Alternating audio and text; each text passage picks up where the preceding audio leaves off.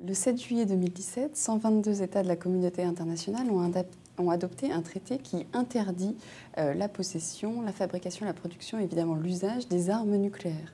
Alors, ce traité, qui est quand même quelque chose d'assez important pour la communauté internationale, est-ce que finalement il peut avoir un impact en matière de désarmement? Est-ce qu'il peut conduire à court ou moyen terme à l'abolition des armes nucléaires? Alors je pense qu'il y a trois idées fausses et comme souvent, ce sont les idées les plus extrêmes d'une certaine manière. Tout d'abord, l'idée que c'est un traité qui est révolutionnaire, qui va conduire très rapidement à l'abolition. C'est l'idée qui est un petit peu portée, si on exagère un petit peu leurs propos, par les États les plus à la pointe qui ont mené le combat pour l'adoption de ce traité. C'est également le message, par exemple, d'ONG qui ont été récompensées par le prix Nobel de la paix en octobre dernier. C'est exagéré parce que même si aujourd'hui on a déjà 58 signataires, 10 États qui ont ratifié ce traité, parmi ceux qui ne ratifieront probablement jamais ce traité sont bien sûr ceux qui ont des armes nucléaires. Les 9 États qui aujourd'hui possèdent ces armes dans leurs arsenaux, mais également leurs alliés. En Europe, ce sont les pays de l'OTAN, mais aussi des alliés en Asie, par exemple le Japon, la Corée du Sud, etc.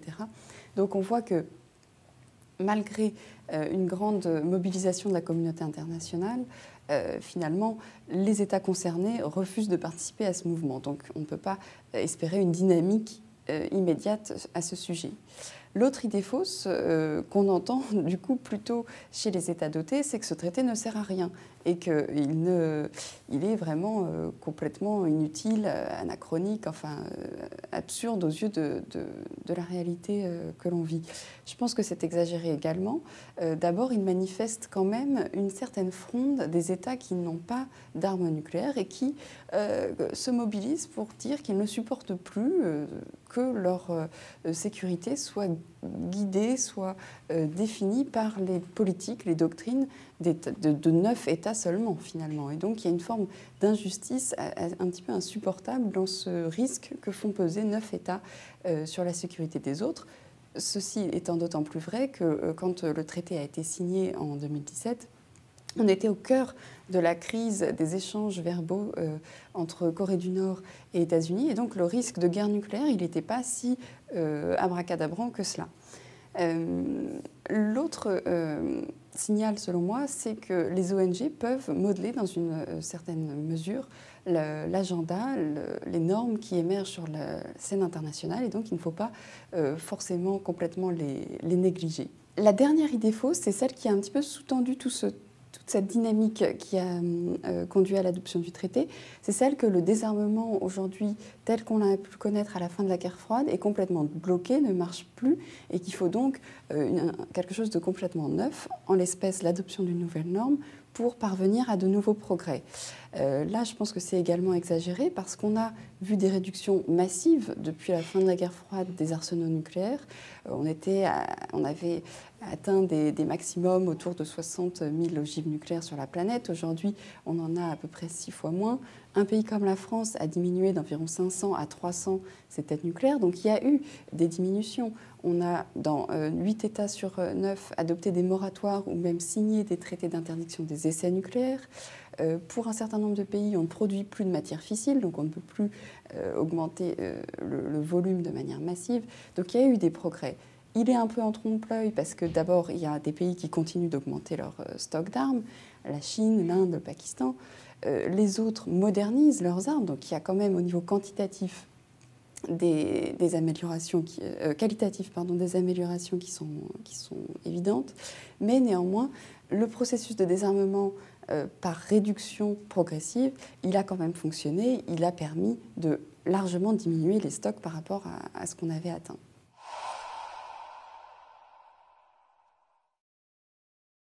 Je pense qu'en matière de désarmement nucléaire, c'est ce qui échappe un petit peu à cette dynamique du traité.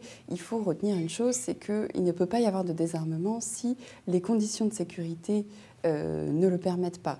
Et on n'a pas vu d'État réduire ses arsenaux nucléaires sans qu'en même temps sa perception de menace ne soit réduite également. Et les réductions dont je parlais à l'instant, suite à la fin de la guerre froide, réductions qui ont été majeures, qui ont été vraiment importantes, eh bien, on voit qu'elles se sont faites dans un contexte où la perception de menace, d'agression d'un autre État nucléaire avait fortement diminué. C'était la fin du conflit Est-Ouest. De manière plus locale, si on prend le seul État aujourd'hui qui a construit de manière autonome un programme nucléaire et ensuite a démantelé son arsenal, la République sud-africaine, elle l'a fait également à la fin de la guerre froide, alors que la crainte d'une agression d'un État voisin soutenu par l'Union soviétique avait disparu.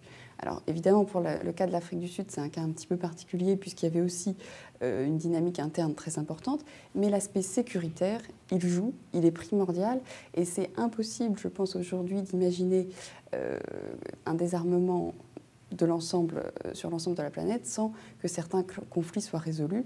Pour l'Inde et le Pakistan, c'est évident, tant que les deux pays ne seront pas dans des relations beaucoup plus apaisées, on ne voit pas comment ils pourraient se décider à supprimer leurs arsenaux nucléaires.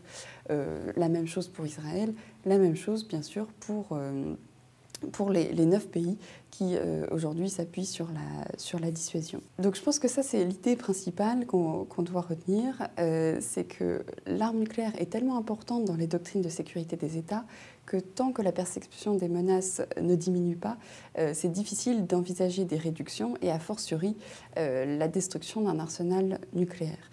Néanmoins, les armes nucléaires, ce ne sont pas que des outils dans les doctrines de sécurité, ce sont aussi dans une certaine mesure des éléments de prestige national, ce sont des armes qui sont liées à un ensemble militaro-scientifique, technique dans les différents États qui les possèdent.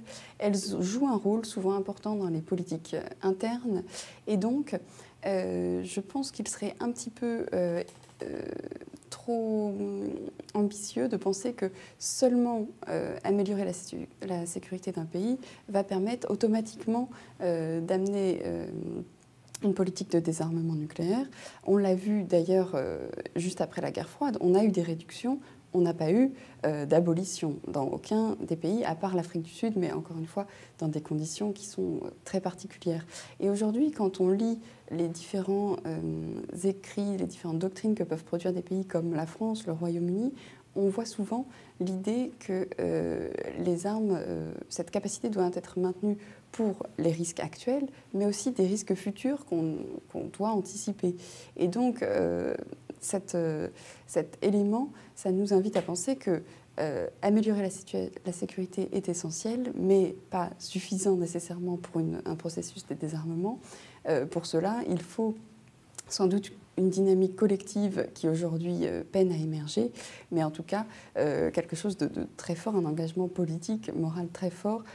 Et là, on peut se demander si un outil international, une norme, à ce moment-là, pourrait avoir un sens, comme le traité. En tout cas, clairement, aujourd'hui, c'est prématuré. Est-ce que dans le futur, ça pourrait avoir un sens? C'est une question qui reste ouverte. La dernière idée à ce sujet, et c'est important de revenir sur les arguments qui ont été utilisés par les défenseurs du traité, les pays qui l'ont signé aujourd'hui et ratifié. On voit souvent l'idée que les armes nucléaires, c'est une arme de destruction massive. On a déjà interdit des armes de destruction massive, les armes chimiques, les armes biologiques, mais aussi d'autres armes particulièrement, dont les conséquences humanitaires sont particulièrement importantes, les mines antipersonnelles, les armes à sous-munitions. Et donc l'idée, c'est que grâce à une pression morale, une stigmatisation de ces armes, on peut réussir à faire pression sur les États qui les ont pour faire cesser leur usage dans un premier temps et ensuite parvenir à leur abolition. Ça a marché avec plus ou moins de succès pour les armes chimiques, mais pour les autres, les mines antipersonnelles, etc., ce sont des campagnes qui ont eu des effets. Malheureusement, et ça revient au point que je disais précédemment, les armes nucléaires sont des armes tellement particulières dans les doctrines de sécurité des États, tellement essentielles pour les États qui les possèdent, que c'est difficile d'envisager un processus parallèle avec les autres campagnes d'ONG que j'ai pu citer auparavant. On voit que là, on ne parle pas d'une arme un petit peu marginale comme une arme à sous-munitions qui était utilisée, mais qui n'était pas au cœur des doctrines comme peut l'être l'arme nucléaire. Et donc ce processus par analogie, je pense qu'il est un petit peu il ne fonctionne pas très bien, et on le voit aujourd'hui d'ailleurs, puisque la pression morale qui était envisagée par les défenseurs du traité, elle est assez peu ressentie. Dans des pays comme la France, les États-Unis, où on a un dialogue, le traité est très méconnu. En fin de compte, par la population en général, même par les gens qui travaillent sur la sécurité, il a eu très peu de retentissement, très peu d'impact, même au niveau industriel, etc. On en parle très peu. Dans les pays où il y a peu de dialogue, la Chine, le Pakistan, l'Inde, là, l'impact, il est vraiment quasiment de néant. En tout cas, cette espèce de stigmatisation, pression morale, elle peine vraiment à émerger.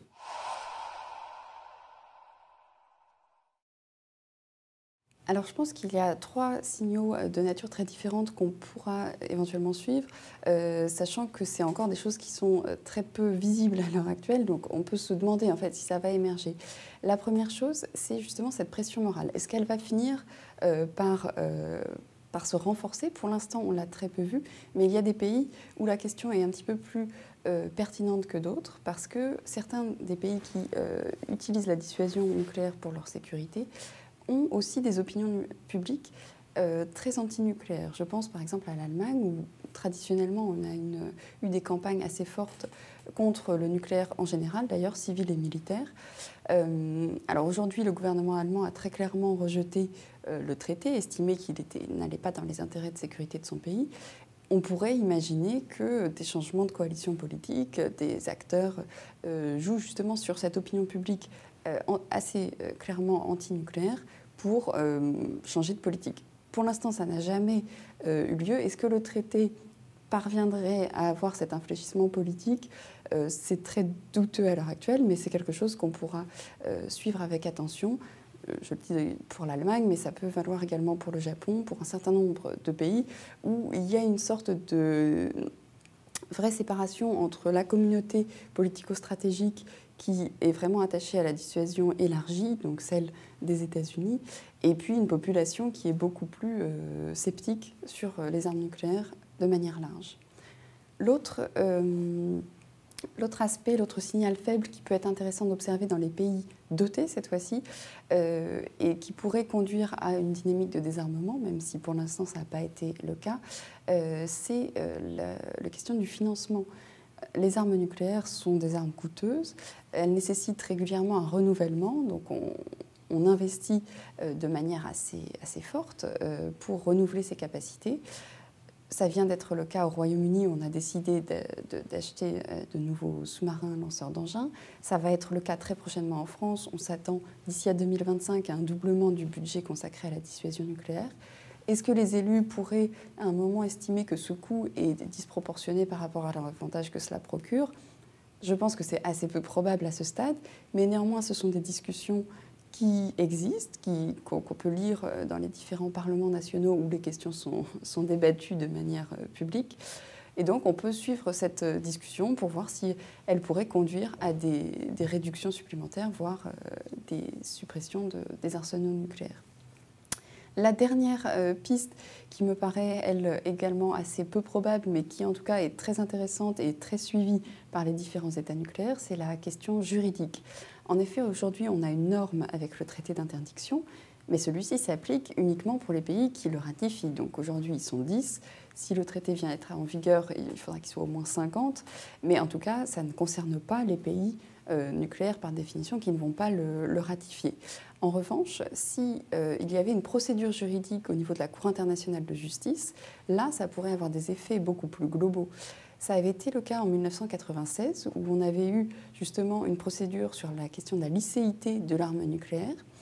La réponse de la Cour avait été assez nuancée et n'avait pas tranché de manière nette sur la licéité de posséder ces armes dans les arsenaux. En tout cas, il n'y avait pas eu d'interdiction formelle faite. Mais il y a toujours chez les États nucléaires la crainte qu'une nouvelle procédure aboutisse à des conclusions différentes. Est-ce que ce traité peut être une plateforme pour justement se lancer de nouveau sur ce type de démarche? Pour l'instant, il n'y a pas eu de questions en ce sens, on n'a pas vu de mouvement en ce sens, mais c'est également une des pistes qui pourrait découler de cette initiative et avec des conséquences là, qui sont assez difficiles à prévoir.